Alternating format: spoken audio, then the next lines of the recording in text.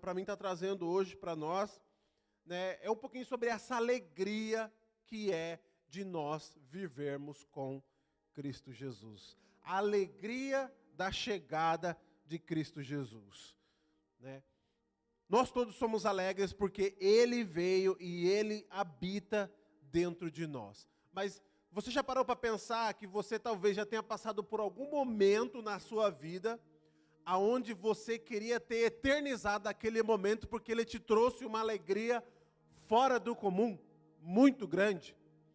Para quem é pai, para quem é mãe, geralmente essa é a alegria da chegada do filho, né, ou da filha. Você vê aquela coisinha mais linda, aquele pedacinho de joelho ali na tua frente, você pega lá no teu filho, na tua filha pela primeira vez, você olha para ele e para ela e fala: uau, que momento ímpar na minha vida.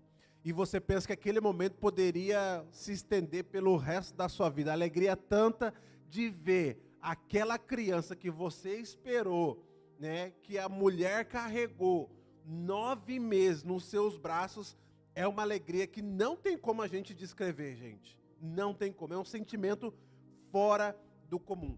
Mas também tem outros tipos de alegria. Tem a alegria de você, de repente, ir passar umas férias, sair desse lugar frio, né, ir para um lugar quente, para uma praia, ir para um hotel com piscina, um negócio térmico, gostoso. Aí você está lá passando esse momento sem se preocupar, sem precisar trabalhar, sem precisar se preocupar o que vai acontecer amanhã, como que vai ser a comida de amanhã, porque a comida já vai estar pronta lá no hotel para você. Aí você pensa: uau, quem dera se esse momento se estendesse pelo resto da minha vida. E a gente tem a tendência de olhar para esses momentos e querer eternizar eles. Querer falar: uau, por que isso não pode acontecer todo dia? Por que não pode ser todo dia eu viver algo desse jeito?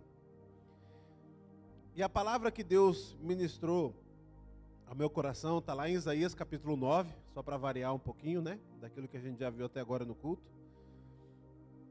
E eu tive dando uma olhada no dicionário, porque se a palavra tivesse um tema, ela seria em volta do tema da alegria. E principalmente da alegria da chegada de Jesus Cristo. E eu tive dando uma olhada no dicionário, o que é alegria? E o dicionário lá descreve a alegria como o sentimento de se estar bem, ter boa sorte e possuir aquilo que deseja. Eu achei interessante essa definição aí, né? Será que essa definição traduz o nosso tipo de alegria? Será que a nossa alegria é o sentimento de se estar bem? Será que a nossa alegria é ter boa sorte? Ou seja, o vento soprando ao seu favor? Ou será que a nossa alegria é possuir aquilo que a gente tem vontade? Ter aquilo que a gente gosta? Último celular, uma casa grande, espaçosa, que cabe todo mundo. Você pode chamar convidado, gente para ir dormir, porque tem cama sobrando, tem quarto sobrando, tem banheiro para todo mundo. Ninguém precisa brigar na hora de ir para o banheiro, porque tem um monte de banheiro dentro da casa. Carro novo, andar com aquele carro que você nem precisa se preocupar em fazer teste, em levar para o mecânico, porque o carro acabou de sair do depósito, né? O carro é novinho, zerinho, já pensou? Eu acho interessante que nessa palavra de Isaías capítulo 9 que nós vamos ler, Isaías fala sobre amor. Isaías fala sobre, claro, a chegada de Jesus Cristo. Ele fala sobre paz e ele fala sobre alegria. Mas quando ele vai falar sobre alegria, diferentemente da parte onde ele põe a parte da paz, ele faz uma comparação com as alegrias que a chegada do Messias iria trazer. Então vamos lá abrir nossa Bíblia, Isaías capítulo 9, verso 1 até o verso 7.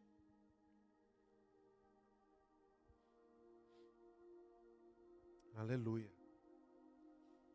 Diz assim na minha versão: mas a terra que estava aflita não continuará a escuridão. Deus nos primeiros tempos tornou desprezível a terra de Zebulon e a terra de Naftali. mas nos últimos tempos tornará glorioso o caminho do mar além do Jordão, Galiléia dos gentios. O povo que andava em trevas viu grande luz, e aos que viviam na região da sombra da morte, resplandeceu-lhes a luz. Tu, Senhor, tens multiplicado este povo e aumentaste a sua alegria. Eles se alegram diante de ti, como se alegram no tempo da colheita e como exultam quando repartem os despojos. Guarda estes dois versículos que estão aí, verso 3 e também o verso 4. Porque tu quebraste o jugo que pesava sobre eles, a vara que lhes feria os ombros e o cetro do opressor, como no dia da vitória sobre os midianitas. Porque toda bota com que o guerreiro anda no tumulto da batalha e toda roupa revolvida em sangue serão queimadas, servirão de pasto ao fogo. Porque um menino nos nasceu, um filho se nos deu, o governo está sobre os seus ombros, e o seu nome será Maravilhoso Conselheiro, Deus Forte, Pai da Eternidade e Príncipe da Paz. Ele estenderá o seu governo e haverá paz sem fim sobre o trono de Davi e sobre o seu reino, para o estabelecer e para o firmar com juízo e com justiça, desde agora e para sempre. O zelo do Senhor dos Exércitos fará isso. Feche os teus olhos, vamos fazer uma oração.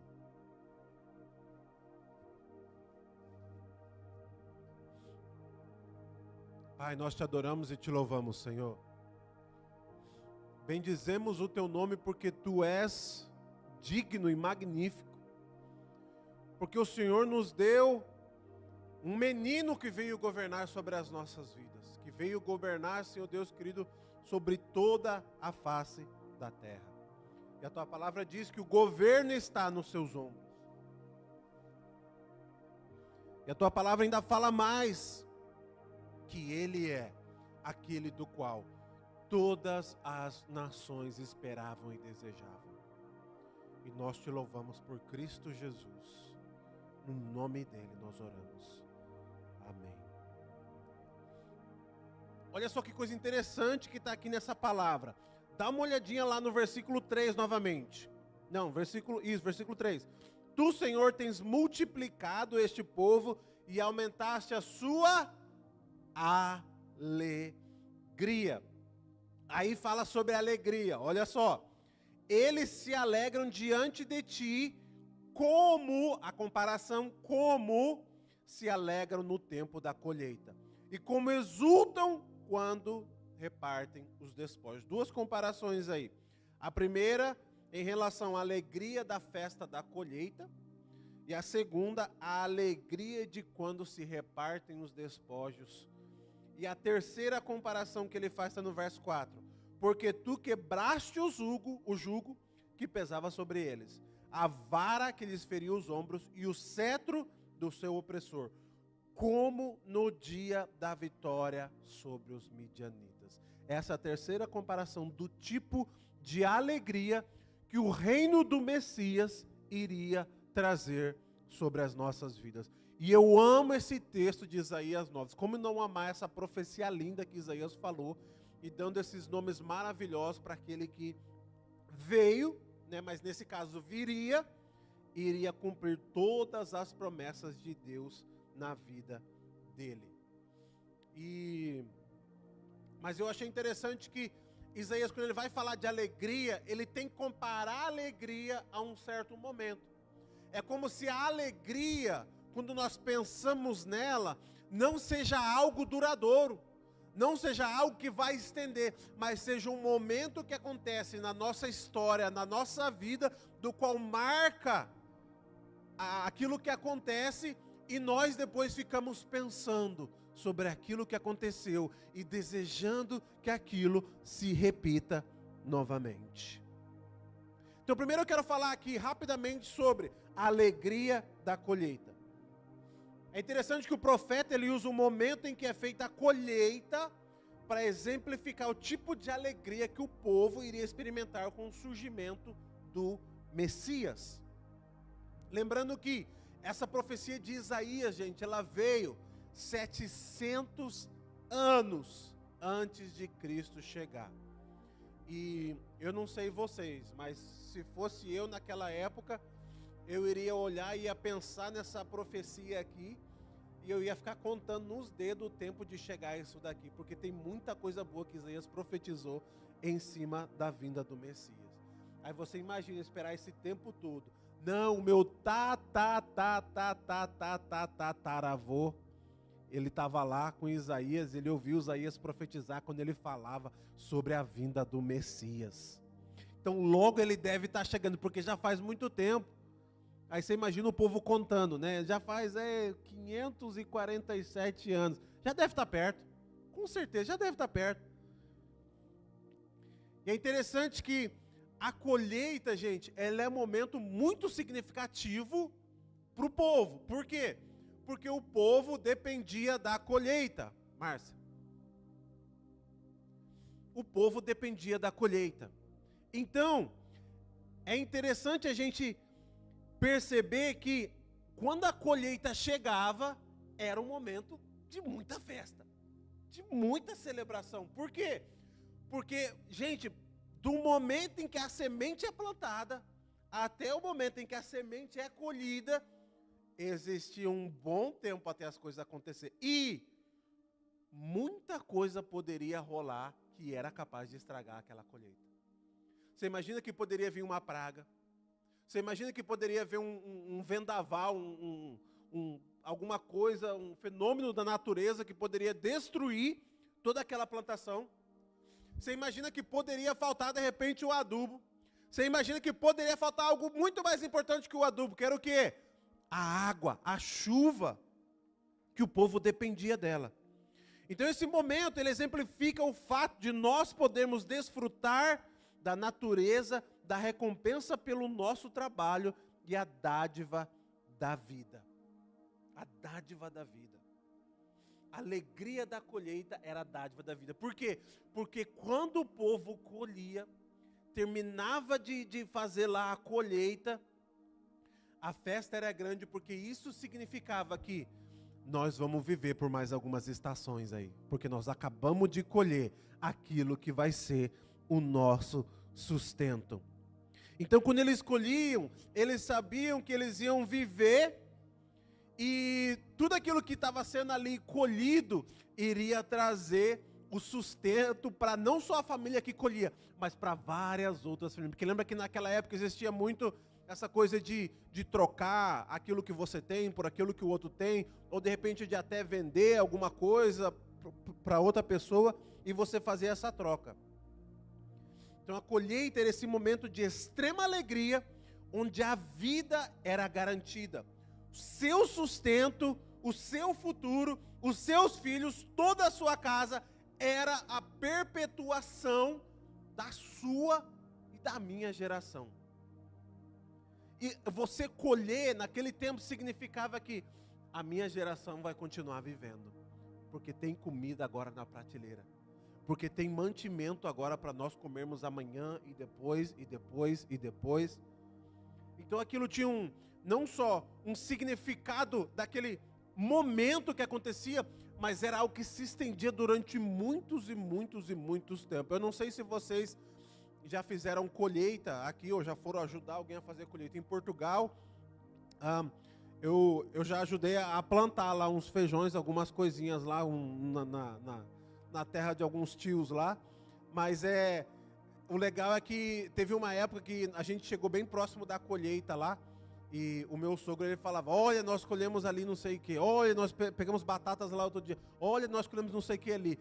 E todas as famílias que estavam ali se ajudavam umas às outras na hora da colheita. Por quê? Porque às vezes uma família não dava conta de colher tudo no dia que tinha para colher, ou no momento que se tinha para colher. Então ele geralmente chamava as pessoas da região para ajudar a colher junto. Mais mãos, mais pessoas iriam ajudar para que a colheita fosse feita de uma maneira mais eficaz, mais rápida.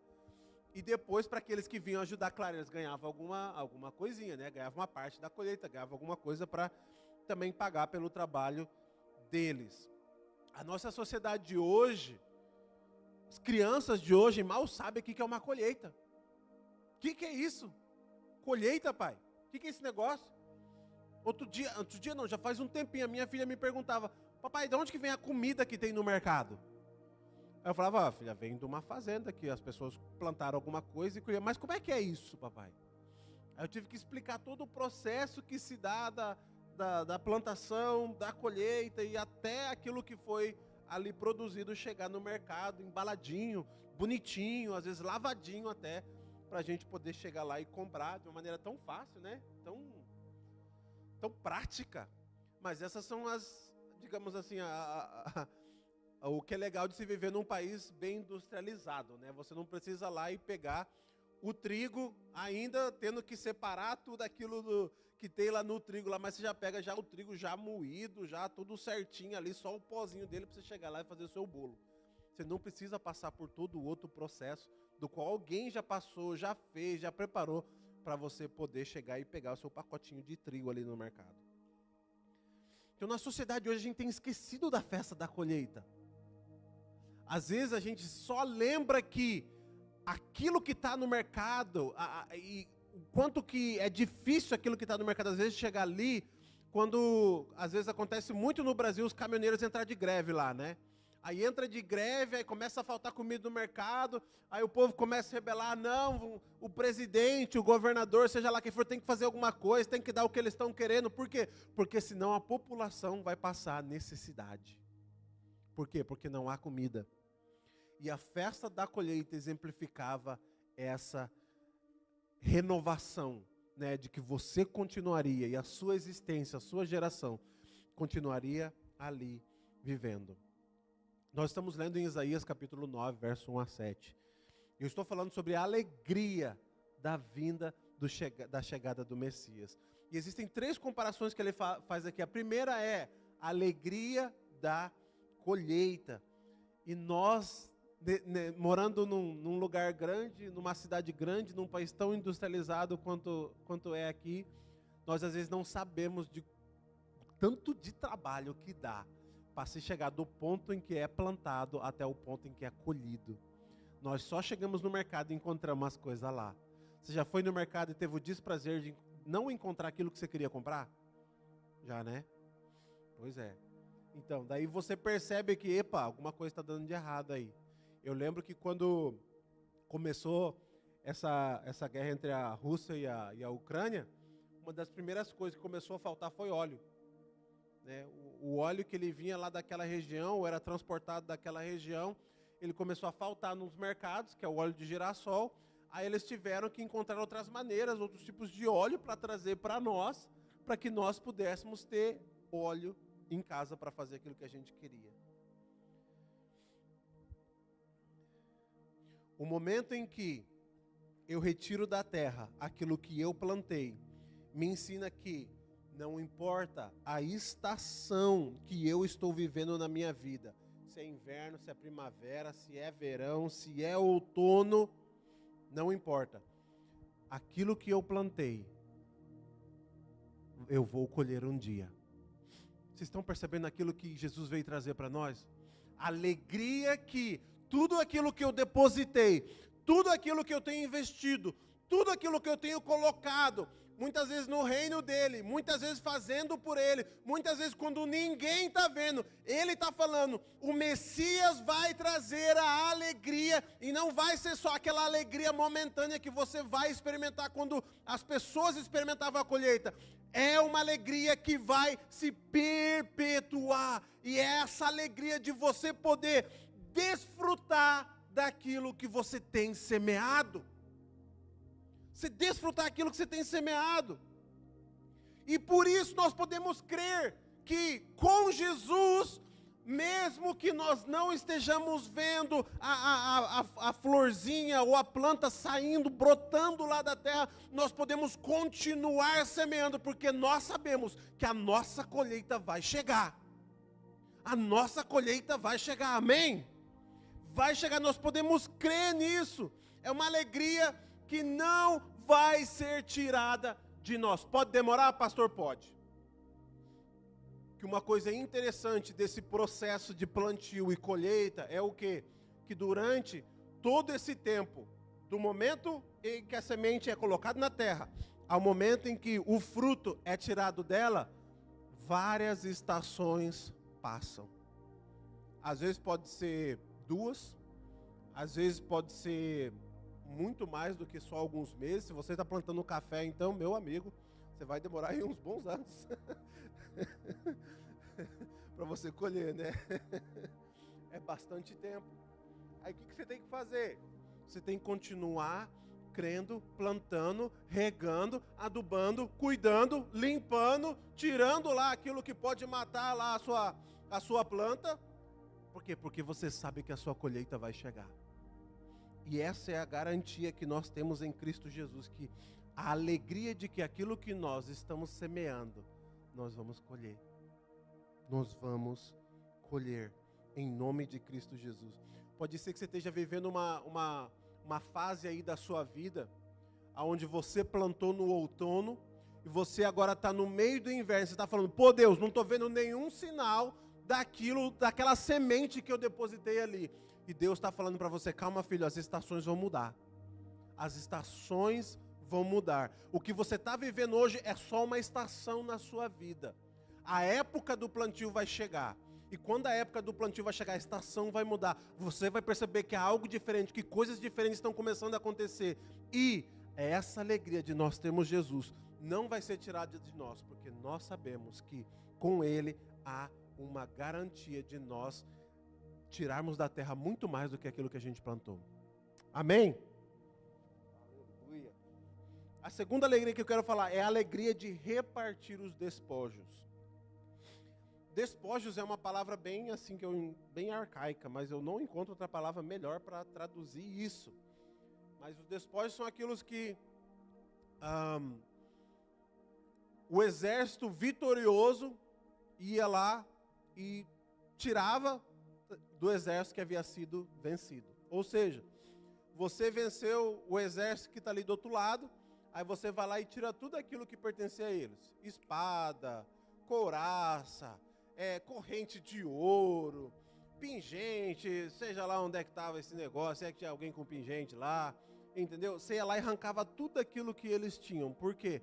Porque agora aquilo lá ia pertencer a você, porque você ganhou a guerra.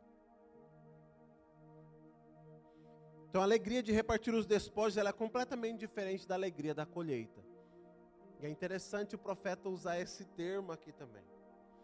Porque repartir os despojos significa que eu passei por uma batalha contra alguém, alguma coisa, um exército que queria vencer a minha vida, mas ao vencer o embate militar é uma garantia de que eu sobrevivi. É uma garantia de que a minha vida vai ser preservada e a minha existência vai continuar, mesmo diante de um iminente perigo. Diferentemente de nós, o povo de Israel vivia sufocado pelos seus inimigos. Você já reparou nisso?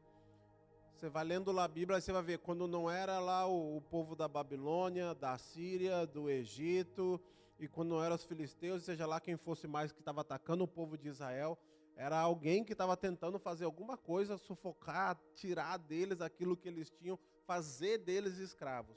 Então eles viviam nessa constante batalha.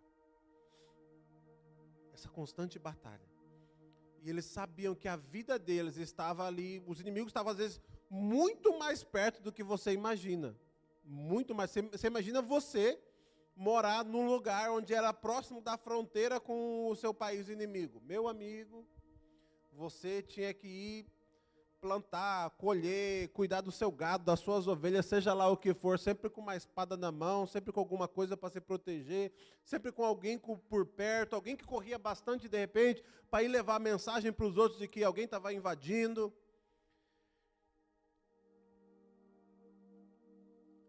E recentemente, nós tivemos um exemplo do que é ter os inimigos tão perto que parece que a nossa vida pode ser tirada a qualquer momento.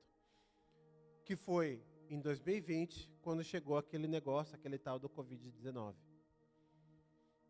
De começo ninguém estava dando muita bola, é uma virose, é um negocinho lá, uma febre, um resfriado que o povo está tendo, né? Tinha tipos de sintomas e tudo mais. Com o passar do tempo, mais pessoas começaram a ser infectadas. Com o passar do tempo, mais medidas começaram a ser introduzidas para conter aquilo. Com o passar do tempo, mais sintomas começaram a ser agregados. Eu já nem lembro quantos que eram no final, mas eram dezenas de sintomas. Você até falava, mas como é que eu vou saber se é Covid ou qualquer outra coisa? Porque tudo que está no Covid tem qualquer outra doença.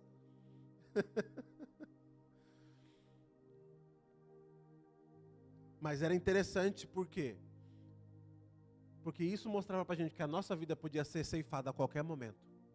Você podia ir no mercado fazer uma simples compra, usando lá sua máscarazinha, e de repente você ser infectado com alguma coisa, você pegar lá um Covid, alguma coisa, de repente você ficar doente, a paranoica, achando que vai para o hospital, achando que vai passar mal, achando que não vai conseguir respirar. E em pouco tempo você está num estado terminal, como aconteceu com muita gente. E o Covid vem ensinar pra gente isso, do iminente perigo que às vezes a gente tem. A gente não sabe até quando a gente vai estar aqui. Mas a gente sabe que existe um perigo. Existem vários tipos de perigo iminente. A gente não sabe nem se a gente vai conseguir atravessar a rua quando a gente sair daqui. Mas vai em nome de Jesus. Não vai ter nenhum problema, viu, gente? Mas é interessante que quando Isaías fala dessa alegria de repartir os despojos, é que havia esperança naquele que ele mesmo chamou do Pai da eternidade.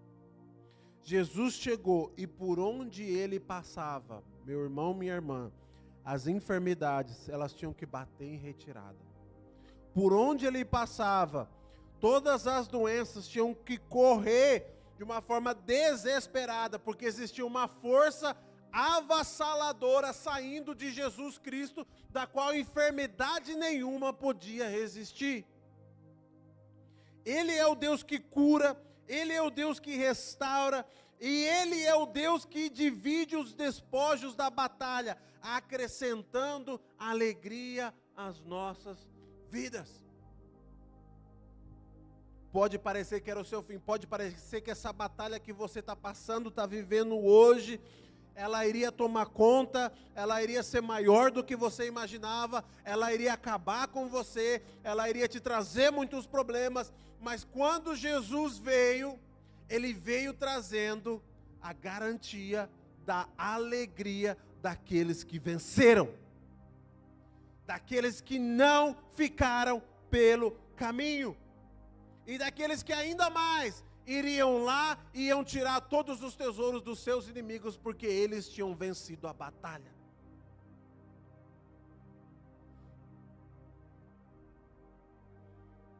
Eu acho interessante que o Messias trouxe muito mais do que isso, a alegria que ele trouxe, e a vida que ele trouxe.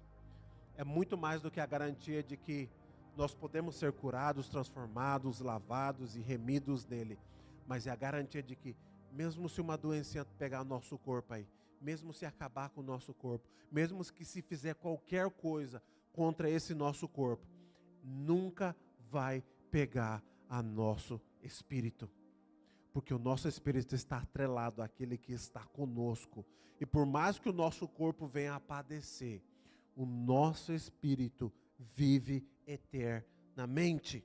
Amém? E a terceira comparação que ele faz, do tipo de alegria que o Messias ia trazer, era a quebra do jugo, como nos dias dos midianitas. Quem conhece a história dos midianitas? Quem sabe aí?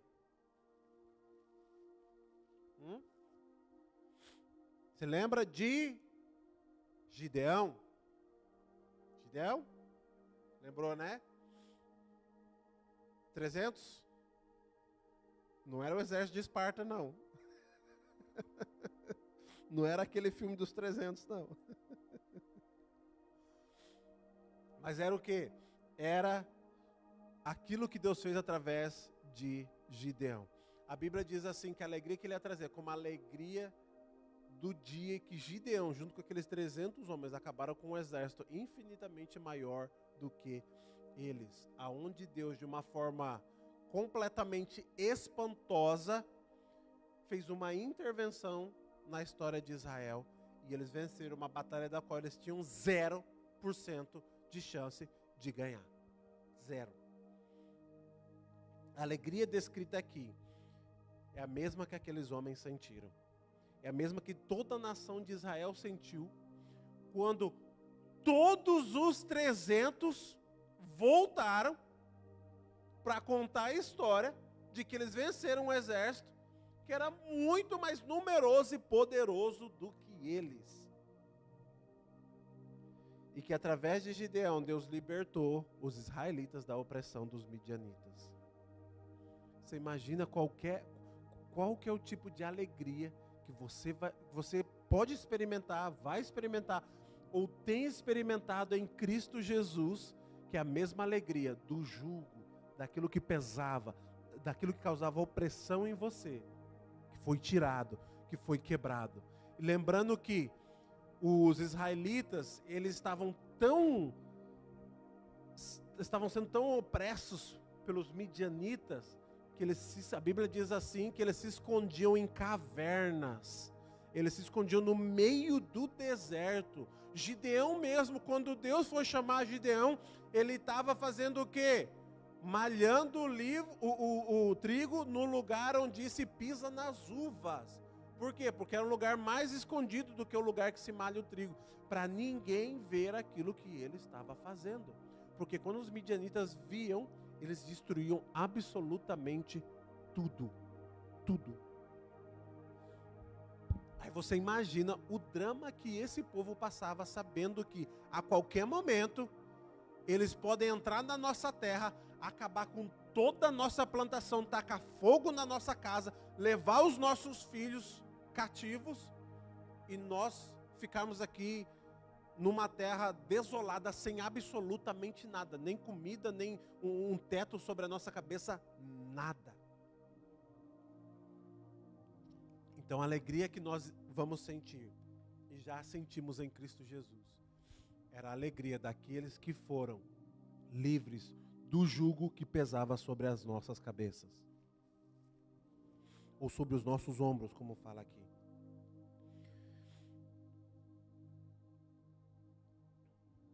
Sabe, eu tenho uma certa birra quando a gente fala sobre esse negócio de opressão. Sabe por quê? Uma vez eu fui eu fui orar para uma pessoa, e eu fui junto com uma senhora. Eu era bem mais novo do que essa senhora, e ela tinha bem mais experiência na fé do que eu. Mas ela me chamou para orar porque, enfim, ela me chamou para orar para eu ir lá orar junto com ela. E quando a gente chegou lá, nós entramos dentro da casa, ela começou a falar assim: ai, eu sinto uma opressão aqui dentro, sinto um negócio, nossa, eu sinto um negócio, eu sinto uma opressão aqui dentro. Aí eu comecei a olhar para a cara dela e eu comecei a pensar: opressão, opressão, opressão, não estou sentindo nada, o que é esse negócio de opressão? Aí eu falei para ela: o que você está sentindo? Ai, não sei, uma força, um negócio demoníaco aqui, eu não sei. Aí eu fiquei pensando naquilo e eu falei assim: mas peraí, o nosso Deus não é mais forte do que qualquer coisa que pode estar aqui nessa casa aqui? A gente não veio orar para expulsar qualquer coisa que poderia estar aqui, que poderia causar qualquer opressão, que poderia fazer de qualquer pessoa cativa? Aí você está sentindo uma opressão aqui dentro. E aquilo me marcou. Por quê? Porque eu nunca fui desse negócio de sentir uma opressão, sentir um negócio ruim, que algo está fazendo uma pressão em cima de você. Eu não creio nisso. Como é que eu posso crer que alguma coisa pode ser maior daquilo que está dentro de mim, fazendo uma opressão sobre mim? Ah, pastor, mas você então não é um intercessor, você não sabe o que é orar pelas pessoas, você não sabe o que é entrar numa casa cheia de demônios. Sei, já entrei, já fui. Agora a questão é, eu nunca entendi como que uma pessoa pode pensar que a bomba nuclear que está dentro de você pode ser algo menor do que um peidinho de véia que está fazendo aí uma opressão sobre a tua cabeça. Como é que pode aquilo que está dentro de nós? A Bíblia fala assim: aquele que está dentro de nós, aquele que é o nosso Deus, ele é muito, infinitas vezes maior do que qualquer outro tipo de espírito, qualquer outro tipo de coisa aí fora. Como é que eu, crente cristão, que creio na palavra de Deus, vou achar que qualquer outra coisa vai fazer pressão em cima de mim? Quem tem que fazer pressão sou eu.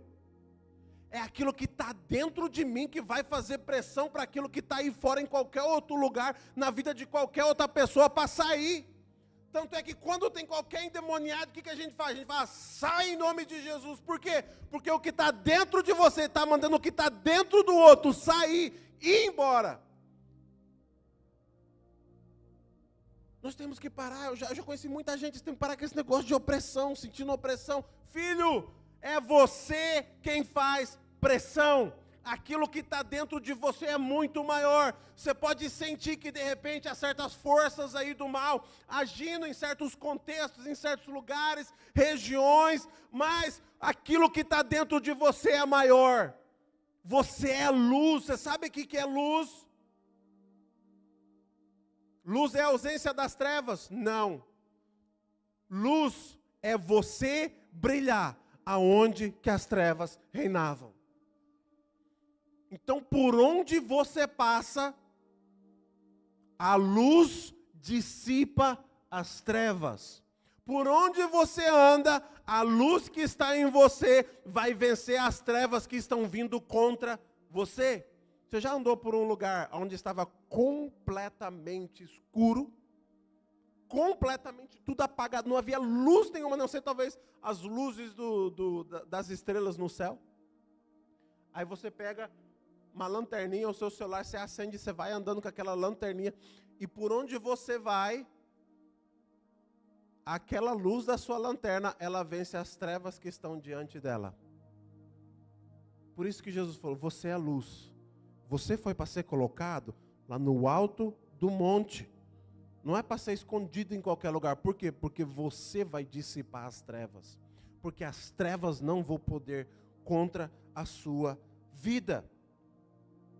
Então, nós temos que pensar que nós somos aqueles que vencemos o mundo, que vencemos o diabo, que vencemos os demônios, que vencemos tudo aquilo que vem contra aquilo que Deus plantou nas nossas vidas. Lá em Apocalipse, no capítulo 12, tem uma parte muito interessante, da qual eu gosto de pensar que ela dá um pequeno vislumbre do que aconteceu quando Jesus nasceu. Um pequeno vislumbre. Alguns dizem que aquilo já é dentro dos tempos da dispensação. Mas quando eu olho para essa palavra e eu vejo que a Bíblia diz assim que a mulher estava para dar à luz e dela nasceu um homem. E esse homem que viria, ele iria pisar na cabeça da serpente. E depois que ele viria, uma guerra aconteceu lá no céu, da onde todos aqueles do qual Lúcifer tinha pegado e enganado eles foram jogados para a terra. Mas isso só aconteceu depois que Jesus nasceu, depois que ele chegou. É muito interessante essa parte. Se fosse você, eu lia depois. E é interessante a gente pensar que Jesus, ele é paz, mas ele também é guerra. Jesus é paz, mas onde ele chega, irmão, ele causa uma certa divisão. Ele causa um certo desconforto. Por quê? Porque aonde ele está, as trevas têm que ser dissipadas. Elas não podem reinar. Assim como nós, quando nós chegamos em qualquer lugar, as trevas têm que ser dissipadas daquele lugar. Porque nós somos luz. Porque nós somos luz.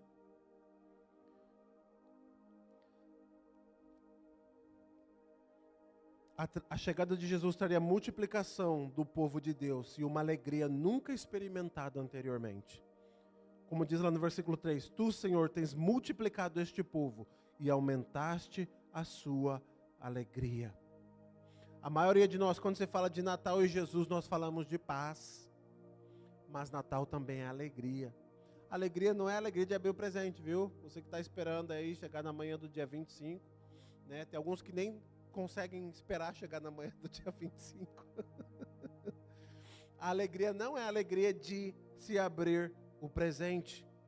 É um contentamento fora do comum. Do qual, como Paulo dizia lá, eu não sei vocês, mas eu sei ser alegre, feliz, tendo muito dinheiro, o suficiente para levar todo mundo para o restaurante e pagar a conta, mas eu também sei ser aquele que não tem dinheiro nenhum e só come as batatas meia estragadas que alguém te deu para comer. Eu sei viver tanto no bem, tanto na fartura, quando eu sei viver também na parte ruim, na parte onde está faltando, na parte onde não está indo bem. E em todas essas coisas, Paulo fala, eu aprendi a me contentar com aquilo que Deus tem me dado. Então esse contentamento fora do comum, em meio às dificuldades, às dores, à solidão, à saudade e muitos outros sentimentos que tomam conta do nosso coração nessa época. Essa alegria que Jesus vai trazer. Talvez você vai se lembrar de algumas pessoas aí nesses próximos dias, vai falar, nossa, queria estar com fulano, com ciclano, com meu pai, com a minha mãe, com meu irmão, com não sei quem, com não sei que lá. Mas existe uma alegria que vem do trono da onde Jesus foi sentado, que é a alegria da chegada dele, que ninguém pode tirar das nossas vidas. Lá em Lucas, no capítulo 2, no verso 10, é interessante que quando os pastores viram os anjos, a primeira coisa que os anjos disseram para os pastores foram o quê? Eu trago para vocês boas novas de grande alegria.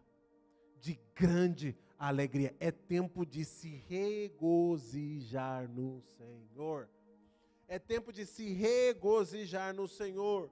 Ele está falando para aqueles pastores. Imagina, você está lá no seu shift da noite, todo preocupado com as ovelhas, às vezes cheio de sono, às vezes cheio de fome, né?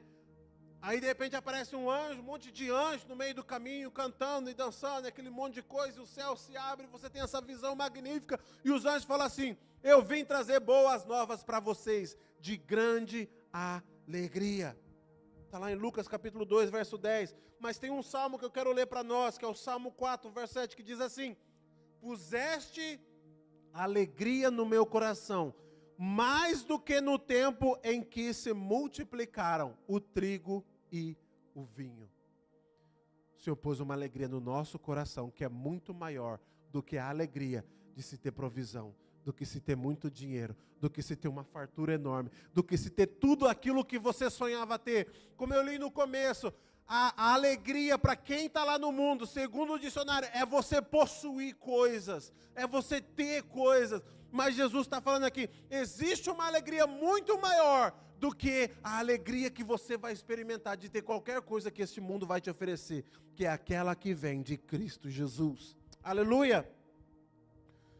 O sofrimento, a dor e a tristeza são experiências presentes no nosso processo de reconstrução da nossa vida, mas não são a nossa identidade, não é aquilo que a gente é.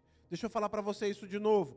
O sofrimento, a dor, a tristeza são experiências que todos nós passamos dentro do processo que nós estamos vivendo de reconstrução da nossa vida que Jesus está fazendo. Todos nós passamos por tristeza, dor e sofrimento, mas isso não é nossa identidade.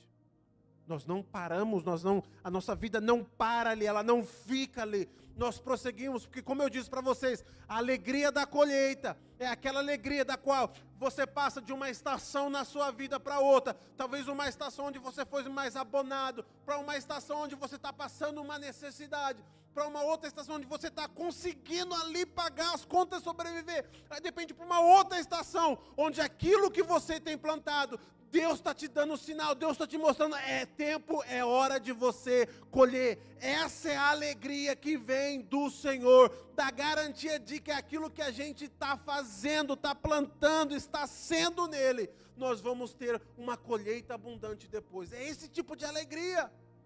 Não existe alegria melhor que essa.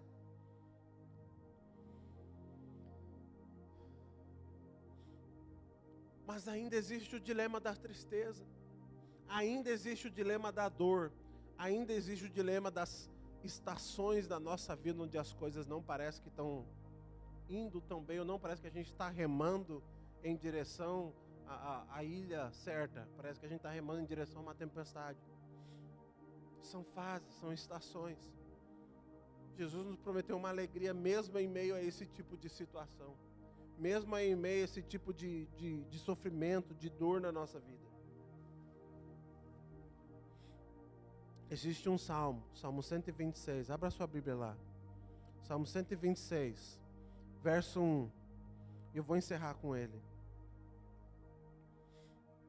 Que diz assim: quando o Senhor trouxe do cativeiro os que voltaram a Sião, estávamos como os que sonham. Então a nossa boca se encheu de riso, e a nossa língua de cântico. Então se dizia entre os gentios: grandes coisas fez o Senhor a estes. Grandes coisas fez o Senhor por nós, pelas quais estamos alegres. Aí ele diz assim: traze-nos outra vez, ó Senhor, do cativeiro, como as correntes das águas do sul. Os que semeiam em lágrimas cegarão com alegria. Aquele que leva a preciosa semente andando e chorando, voltará sem dúvida com alegria, trazendo consigo os molhos, trazendo consigo o resultado da sua colheita, trazendo consigo aquilo que Deus tem feito na sua vida. O interessante desse salmo é que, estudando ele, é difícil saber se esse salmo foi colocado quando o povo tinha acabado de voltar do cativeiro babilônico, ou se foi o salmo de quando foi feito, de quando eles tinham acabado de ir no primeiro século do cativeiro. Então eu não sei se eles estavam voltando, eu não sei se eles estavam indo, mas eu sei que havia uma alegria entre eles, um riso, um cântico que começou a brotar do coração deles, que eles falavam assim: ó, nós não sabemos, nós estamos andando para aqui ou para ali, mas nós estamos semeando e nós estamos chorando, mas nós sabemos que nós vamos colher aquilo que está sendo plantado ali, porque o nosso Senhor está fazendo grandes coisas no nosso meio, na nossa vida. E por isso nós vamos ficar alegres. Por isso nós vamos nos alegrar. Por isso nós vamos descansar no Senhor. No começo eu perguntei para nós, né, sobre a sua alegria, sobre a sua expectativa para esses próximos dias.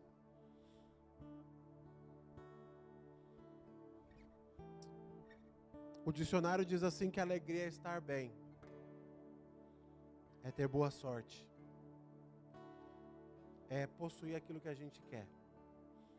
Mas a alegria definida pelo profeta Isaías, ela é um pouquinho diferente. Aí ele cita momentos. Eu acho interessante que naquele tempo não se havia um consenso sobre o que era alegria. Eles não sabiam o que era alegria. Eu fui pesquisar a alegria na Bíblia, eu não achei alegria nos primeiros livros da Bíblia. Eu achei ela só depois dos tempos em que haviam governadores, reis sobre Israel. Eu achei isso interessante. O conceito de alegria é um conceito que vem de uma liderança. É um conceito que vem daquele que está sobre você. Eu quero dizer para você que existe não só um menino, mas existe um homem que nasceu e que morreu por mim e por você. Esse menino, ele nasceu com um propósito. Ele nasceu porque ele veio dar a sua vida pela nossa, para que nós tivéssemos essa alegria da qual ninguém pode tirar de nós. Jesus mesmo fala isso: a alegria que eu dou para vocês, ninguém vai poder tirar de vocês. Ninguém. Não vai ser a sua dificuldade, a sua falta de dinheiro, o seu trabalho ruim. Não vai ser você estar passando por um momento difícil aí com seus familiares, com a sua família, com o seu esposo, com a sua esposa. Não vai ser você estar passando momentos complicados aí, você está com saudade das pessoas, com dores, com enfermidades. Não, é a alegria que vem da presença daquele que está sobre a nossa vida, daquele que está sobre nós. Não é um sentimento, como o dicionário diz, é muito mais do que o sentimento, porque sentimento passa, sentimento vai, sabe, mudou o tipo de sentimento, eu vou para outro lugar, às vezes muda como eu estou me sentindo, mas não, nós não estamos falando de um sentimento, é sobre um estado de espírito do qual não tem como nada mudar você, porque aquele que está aí dentro de você trouxe uma alegria indizível, uma alegria difícil da gente colocar em palavras, da gente falar o que isso representa para nós, a alegria de uma nova vida nele, a alegria de saber que a nossa geração vai continuar, que a provisão da qual nós precisamos Ele vai trazer, a alegria de saber que quando nós precisarmos da colheita, Ele vai dar a colheita no tempo certo, na estação certa, a alegria de saber que a gente vai vencer nossos inimigos.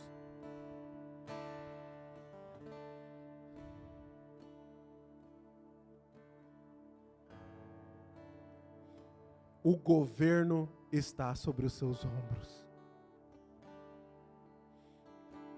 O governo está sobre os seus ombros.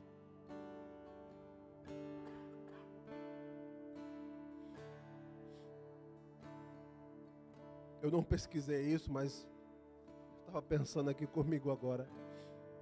A única coisa que Jesus carregou nos ombros foi a cruz. O governo estava nos ombros dele. O governo estava com ele.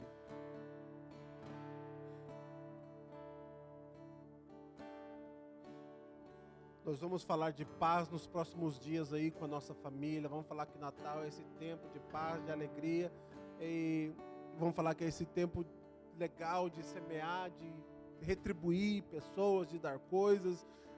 Mostrar para pessoas que nós amamos, muitos deles, da maneira como nós tratamos eles. Mas é tempo de se alegrar no Senhor. É tempo de se alegrar nele. Eu acho interessante que quando Jesus nasceu, ele nasceu perto do tempo do Hanukkah.